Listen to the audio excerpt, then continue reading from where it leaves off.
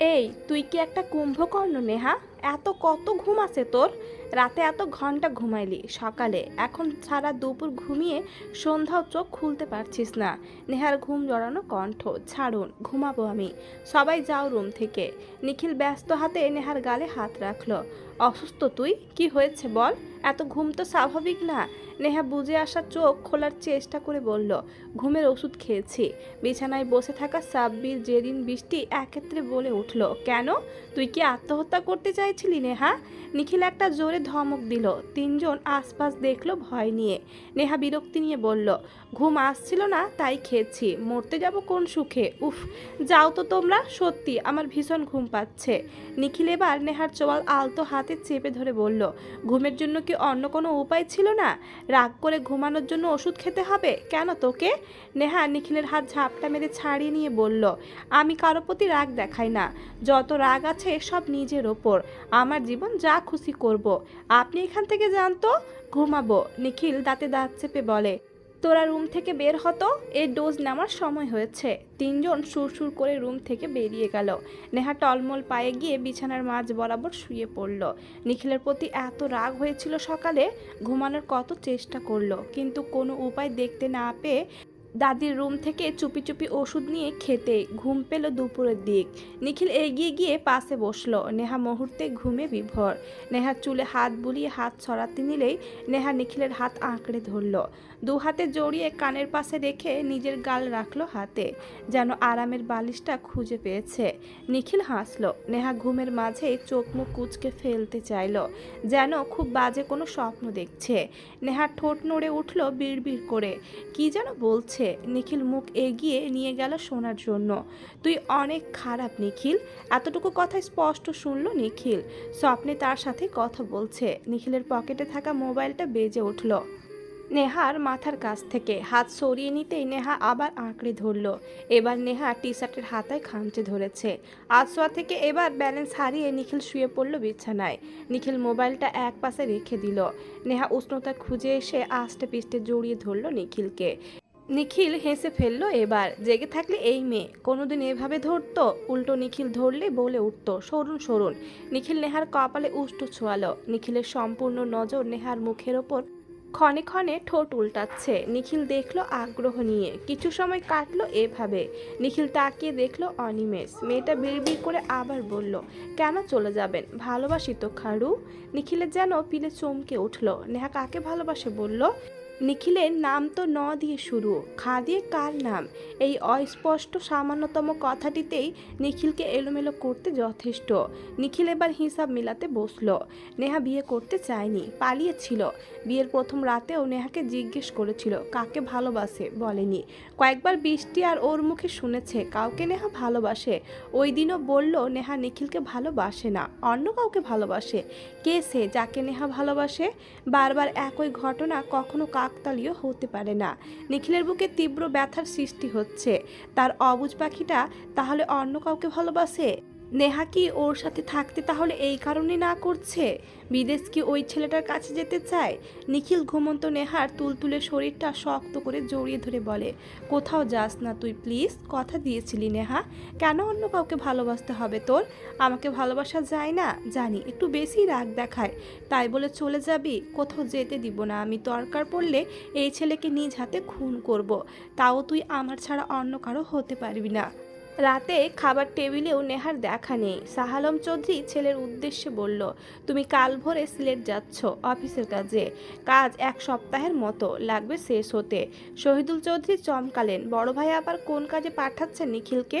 তারা তো কিছু জানে না। মাহফুজ চৌধুরী বললেন, ভাইজান কোন কাজ আবার সিলেটে পড়ল?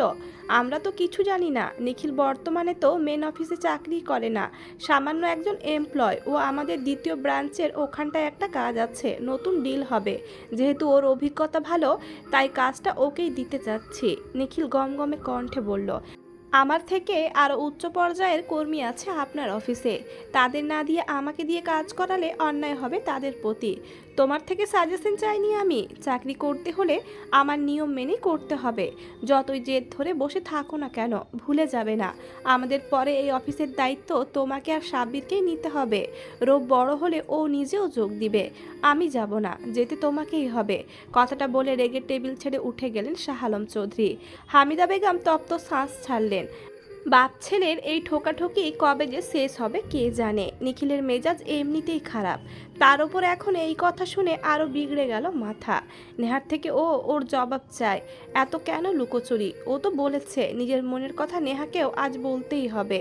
ঘড়িতে রাত প্রায় 11টা। তাহমিদা বেগম কিছুক্ষণ আগে এসে নেহাকে ধরে বেঁধে খাইয়ে গেলেন। নেহার মাথা ভার হয়ে আছে, তাই চোখ বন্ধ করে শুয়ে আছে। আর কোনো দিন এই ছাতার ওষুধ ছুঁয়েও দেখবে না। কেমন মাতালের মতো ঘুম আসে, যেন দুনিয়া ঘুরতেছে। নেহার শীত লাগা শুরু হয়েছে ইতিমধ্যে, পায়ের সাথে এবার কোমর ব্যথাটাও বেড়েছে। ব্যথাটা সত্যি বলতে বেশি। তাহমিদা জোর করেছিলেন জ্বরের ওষুধ খেতে, রাতে ব্যথা বাড়তে পারে, জ্বরও আসতে পারে, কিন্তু নেহা বলল লাগবে না। এখন নেহার মনে হচ্ছে খেয়ে নিলেই ভালো হতো। মধ্যরাতে নেহার রুমে আসলো নিখিল। নেহার চোখটা লেগেছে একটু। নিখিল এগিয়ে গিয়ে দেখলো কাঁথা জড়িয়ে ঘুমিয়ে আছে নেহা, এসি বন্ধ করা। গরমে মেয়েটা সব কিছু বন্ধ করে কাঁথা মুড়ি দিয়ে ঘুমাচ্ছে কেন? নিখিল নেহার কপালে হাত রেখে চমকালো। জ্বর এসেছে? নিখিল কাঁথা সরিয়ে দিল কিছুটা। নেহার হাতের দিক নজর গেল, একটা হাত কোমরে চেপে ধরে রেখেছে। নিখিল অনুশোচনায় কাতর হলো, এভাবে কষ্ট দিয়ে ফেললো মেয়েটাকে। নিখিল পুরোপুরি সরালো কাঁথাটা। রুমের লাইট বন্ধ। নেহার হাত সরিয়ে দিল, কামিজ গলিয়ে নিচের শীতল হাতটা রাখলো নেহার কোমরে। ঠান্ডা স্পর্শে নেহা কেঁপে উঠল। নিখিল আলতো স্লাইড করতেই নেহা মৃদু চেঁচিয়ে উঠল, আহ ব্যথা! নিখিল ফোনের লাইটটা জ্বালাতে নেহার চোখ পিটপিট করে উঠল। ঘুম হালকা হয়েছে ওর। কামিজ কিছুটা সরাতেই উন্মুক্ত হলো কোমর। তৎক্ষণাৎ উঠে বসে পড়ল নেহা। নিখিলের হাত ধরে বলে উঠল, কি করছেন আপনি? দেখতে দে। না, অনুমতি চাইনি। আমার কাজ আমাকে করতে দে, না হয় পরিণাম ভালো হবে না। নেহার অভিমানী মন এবার অনুরাগী হলো। বিছানার চাদর খামচে ধরে মুখ ঘুরিয়ে বসে রইল। লাইটের আলো পড়তেই দেখতে পেল ফর্সা কোমরে নীল বর্ণের দাগটা চকচক করছে। আবার ছুঁয়ে দিল নিখিল, ঠোঁট বাড়িয়ে ছুঁয়ে দিল কোমর। তীর তীর করে কাঁপলো নেহার নাকের পাটা। অভিমান রাগ একসাথে বাড়ল। কষ্ট দিয়ে এসে আবার আদিক্ষেতা। নিখিল উঠে গিয়ে ব্যথার মলম মারল। নেহা কাঁথা আবার জড়িয়ে পিছিয়ে গেল। নিখিল খাটের ওপর উঠে বসল। রাজভারী কণ্ঠে বলল, আপোষে দিবি নাকি জোর করব আমি? আমাকে দিন, আমি লাগিয়ে নিব। আপনি এখান থেকে যান। লাগানোর হলে এতক্ষণ লাগিয়েই ফেলতি। আমার ছোঁয়াতে তোর অস্বস্তি তো হবেই। মনে মনে তো নিজের ভালোবাসার মানুষের ছোঁয়া আশা করছিস তুই। ওই ছেলে এসে ছুঁয়ে দিলেই তো এখন নাচতে নাচতে কাছে চলে যেতি। নেহা চোখ বড় বড় করে তাকালো। অবাকের রেস এখনো কাটাতে পারছে না। নিখিল ভাই তাকে এমন মনে করে কোনো ছেলে চাইলেই তাকে ছুঁতে দিবে? আপনি আমাকে এতটা নীচ মনে করেন নিখিল? নেহার কম্পিত কণ্ঠ। নিখিল নেহার কোমরে মলম লাগিয়ে উঠে দেখলো নেহাকে। নেহার চোখে মুখে অবাক হওয়ার রেস, যেন কথাটি মোটেও আশা করেনি এখন। ভুল কি বললাম? তুই যাকে ভালোবাসিস তাকে তো স্বপ্নেও দেখিস, ছেড়ে যাবেন না বলে আটকাতে চাস। ভালোবাসি বলে বলে মুখে ফেনা তুলে ফেলিস। ওই কাঙ্ক্ষিত মানুষটার ছোঁয়া আশা করতেই পারিস? নেহার আগে চেঁচিয়ে বলে উঠল, চুপ করুন বলছি। আপনি যদি এতই খারাপ ভাবেন আমাকে, যদি মনে করেন অন্য পুরুষের ছোঁয়া আমি আশা করি, ঘুরিয়ে ফিরিয়ে না বলে বললেই তো পারেন, নেহা তুই চরিত্রহীন। নেহার কথা শুনে নিখিল রাগে নিজের হাত দিয়ে চেপে ধরল নেহার কোমর। ব্যথায় কুঁকড়ে উঠল নেহা। নিখিল দাঁত কিড়মিড় করে বলল, লিমিট ক্রস করবি না নেহা। সব কিছু বলার অধিকার আছে মানে এই না যে যা মুখে আসবে তাই বলে দিবি। বেশি বাড়বি না, তাহলে প্রথমে তোকে মারবো, পরে নিজেকে। অন্য কাউকে ভালোবাসিস তুই, এই তোর সাহস তো কম না। নিখিল মেহমদ চৌধুরীর বউ হয়ে অন্য কাউকে ভালোবাসার কথা মুখে আনিস? নিখিলের ধমকে কেঁপে উঠল নেহা। রাগে অভিমানে এবার চোখ ভরে আসলো। টপ টপ করে গড়িয়ে পড়ল নোনা জল। কানতে কানতে হেঁচকি তুলে ফেলেছে। কাপা ভাঙা কণ্ঠে বলে উঠল, কেন মুখে যা আসবে তাই শুধু আপনিই বলতে পারবেন নাকি?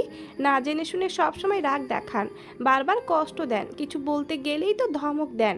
2 দিন তো এড়িয়ে চললেন, সন্ধ্যায় এসে লোক দেখানো ভালোবাসা দেখালেন। সবার সামনে মহান সাজতে গিয়ে আমার মন নিয়ে কেন খেলেন আপনি? চলে যান সামনে থেকে, আমি আপনাকে দেখতে চাই না।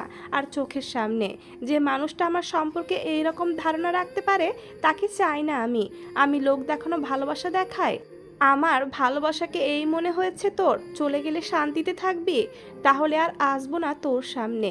নেহা নিঃশব্দে চোখের জল ফেলল। নিখিল কাচের গ্লাসটা হাতের মুঠোয় রেখে ভেঙে ফেলল। আটকে উঠল নেহা। গড়গড় করে পড়তে থাকলো লাল রঙা তরল। নেহা দ্রুত এসে হাত ধরতে চাইল। নিখিল হাত সরিয়ে গটগট পায়ে সেখান থেকে চলে গেল। তা দেখে নেহা আবারও ফুপিয়ে কেঁদে উঠল। কেন এত দূরত্ব চলে আসে তাদের মাঝে? একদিনের ভেতর আবার নিখিল তার থেকে দূরে চলে গেল। আর নিজের মুখটাও কি একটু বন্ধ রাখতে পারলো না? দূরে চলে যান বলেছে তো ঠিকই, কিন্তু আদৌ কি চাই দূরত্ব?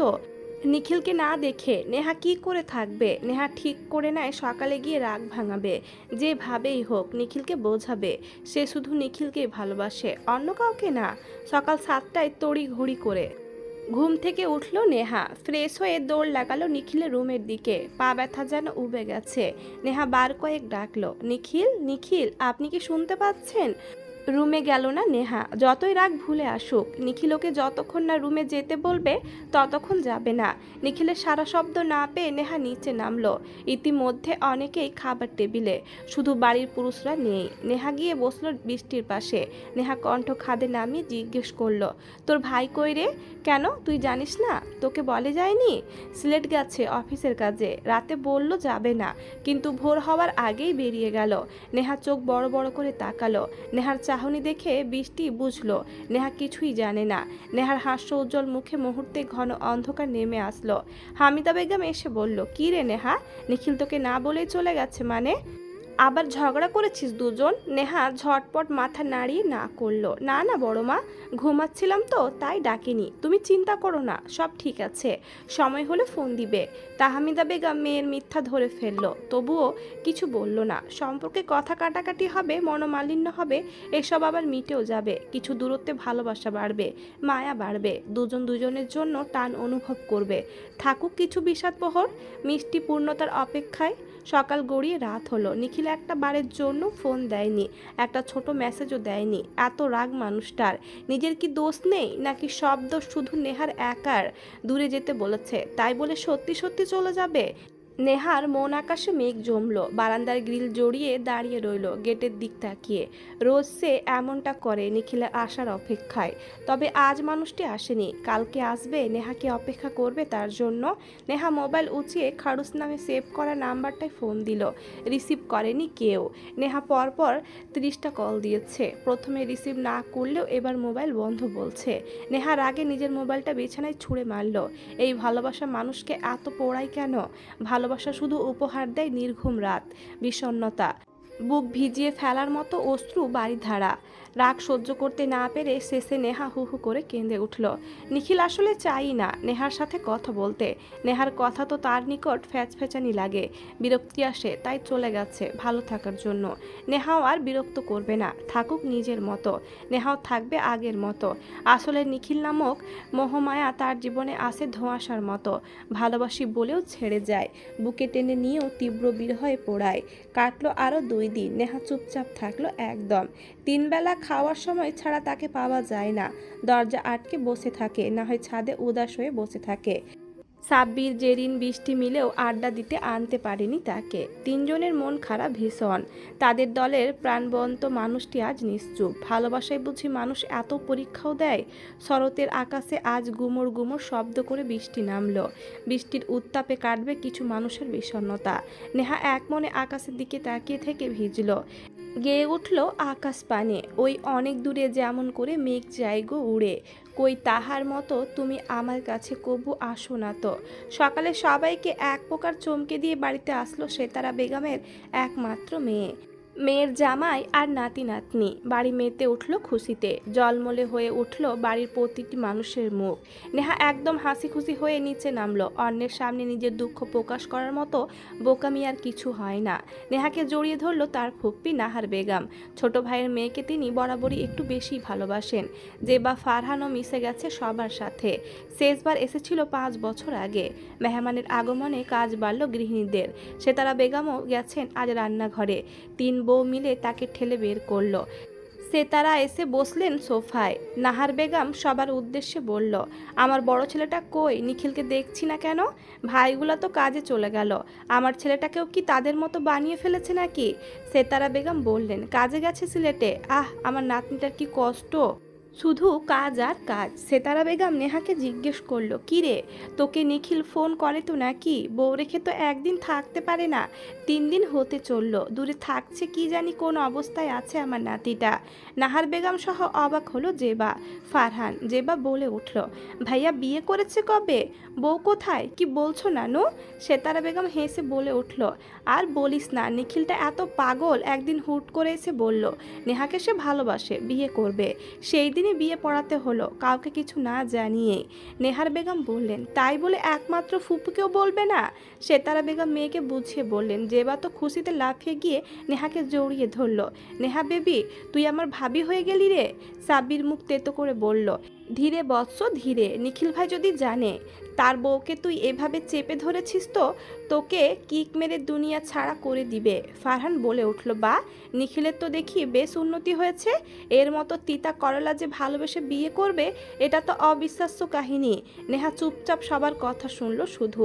নাহার বেগম হেসে বলল, কি রে নেহা, বাড়ির বউ হয়েছিস, এবার তো একটু ফুফু শাশুড়ির সেবা যত্ন কর। সাব্বির, জেরিন, বৃষ্টি, জেবা বলে উঠল, হ্যাঁ হ্যাঁ ভাবি, যাও না রান্না করো, দেবর ননদদের একটু সেবা করো। নেহা চেঁচিয়ে বলে উঠল, ফুপ্পি তুমিও? এসব কাজ আমি করতে পারবো না। নাহার বেগম মজা করে বলল, ছি ছি, ছেলের বউ সম্মান দিচ্ছে না গো। নেহা রেগে চলে গেল। বসার ঘরে হাসির রোল পড়ল যেন। নাহার বেগম বললেন, এই ফারহান, নিখিলকে ফোন দে, আজকে তো হচ্ছে ওর। আমাকে না জানিয়ে বিয়ে করা, একবার আসুক, কান মলে দিব। নেহার ফুফা মোস্তফা রহমান রেস্ট করছেন, জার্নি করে তিনি ক্লান্ত হয়ে পড়েছেন। নিখিল ব্রেকফাস্ট করছিল। সকাল সকাল ফারহানের কল পেয়ে রিসিভ করলো। ভিডিও কলে নাহার বেগম নিখিলকে প্রথমেই এক ধমক দিল, ফুপ্পি তুমি বাড়ি এসেছো, আমাকে জানাবে না? কেন রে, তোকে জানাবো কেন? নিজে বিয়ে করে তো জানাসনি এই মাকে। ফুপ্পির অভিমান দেখে হালকা হাসলো নিখিল। মোবাইল কেড়ে নিয়ে সেতারা বেগম বলল, দাদু ভাই, শরীর ভালো নেই তোমার? খাওয়া দাওয়া করছো তো? নিখিল দাদির সাথে কথা বলা শেষ করলো। জেবা মোবাইল নিয়ে ফারহান, বৃষ্টি, জেরিন, সাব্বিরের দিক ঘোরালো। সবাই একে একে হাই দেওয়ার কথা হলেও সবাই মুখ ঘুরিয়ে নিল নিখিলের থেকে। শুধু ফারহান হাত নাড়ল। নিখিল থমথমে মুখে জিজ্ঞেস করলো, কিরে, তোরা মুখ ফুলিয়ে রেখেছিস কেন? তখনই নেহা সিঁড়ি দিয়ে নেমে আসলো। জেবা হাসি মুখ করে বলল, দেখো ভাইয়া, তোমার বউ চলে এসেছে। নেহা থমকে গেল সেখানে। নিখিল এক মনে দেখল বিধ্বস্ত প্রিয়তমাকে। তবে কি যে দহনে সে পড়ছে, সে একই দহনে পোড়াচ্ছে নেহাকে? নেহা মাথা উঠালো না একবারও। উল্টো চলে গেল রান্নাঘরে। পরপর উঠে গেল সাব্বির, জেরিন, বৃষ্টি। জেবা বিরস মুখে বলল, আচ্ছা ভাইয়া, রাখি। বুঝলাম না এদের আবার কি হলো। সবাই মুখ ফুলিয়ে চলে গেল। নিখিল জানে এর কারণ নেহার মন খারাপ, তাই এদেরও। এটাও জানে নেহার মন খারাপ নিখিলের কারণে, তাই ভাই বোনগুলাও মুখ ফিরিয়ে নিল। রাত তখন 1টা বা তার বেশি। নেহার সবে চোখটা লেগেছে। মোবাইলটা বেজে উঠল তখন। বিরক্ত হলো বটে, এত রাতে কার এমন শখ জাগলো ফোন করার। নেহা দেখলো স্ক্রিনে আননোন নাম্বার। রিসিভ করলো না। মিনিট 2 পর আবার বাজলো। নেহা রিসিভ করে কানে ধরলো। রাগে গজগজ করতে করতে বলল, কি সমস্যা, রাত বিরাতে ফোন দেন কেন? অন্যের ঘুম কি সহ্য হয় না? এত দরকার পড়লে দিনের বেলা ফোন দিতে পারেন না, রাতের বেলা কেন দেন? আরেকবার ফোন দিলে বেশি ভালো হবে না বলে রাখলাম। নেহার ঘুম জড়ানো কণ্ঠে রাগ মিশ্রিত কথাগুলো শুনে হেসে দিল নিখিল। 3টা দিন, কত কত ঘন্টা, মিনিট, সেকেন্ড পর কণ্ঠটা শুনল মেয়েটার। একদিন কল রিসিভ করেনি, তাই পরের দিন থেকে দেয়নি। বউটাও হয়েছে তার মতো, 100তে 100, নো ছাড়াছাড়ি। নিখিল মনে মনে বলল, হ্যাঁ, তোর ঘুম আমার সহ্য হয় না। আমি যে ঘুমাতে পারি না, নিঃশ্বাস নিতে পারি না, সব কিছুতেই শুধু তোকে দেখতে পাই। এই যে কাজে মন বসে না, তবুও তো তুই একবার ডাকিস না, বলতে পারিস না চলে আসেন নিখিল, আমি আপনাকে ছাড়া থাকতে পারবো না। নেহা বিরক্তি নিয়ে আবার হ্যালো বলে উঠল। কি আশ্চর্য, কল দিয়ে কথা বলছে না কেন? কে বলছেন? কথা না বললে ফোন দেওয়ার কি দরকার? রাত দুপুরে ফাজলামি বলে ফট করে কল কেটে দিল নেহা। ফোনটা বন্ধ করে রেখে দিয়ে বলল, যার ফোন দেওয়ার কথা সে তো দেয় না, রাতের বেলায় এসে উটকো পাগল ছাগল ফোন দেয়।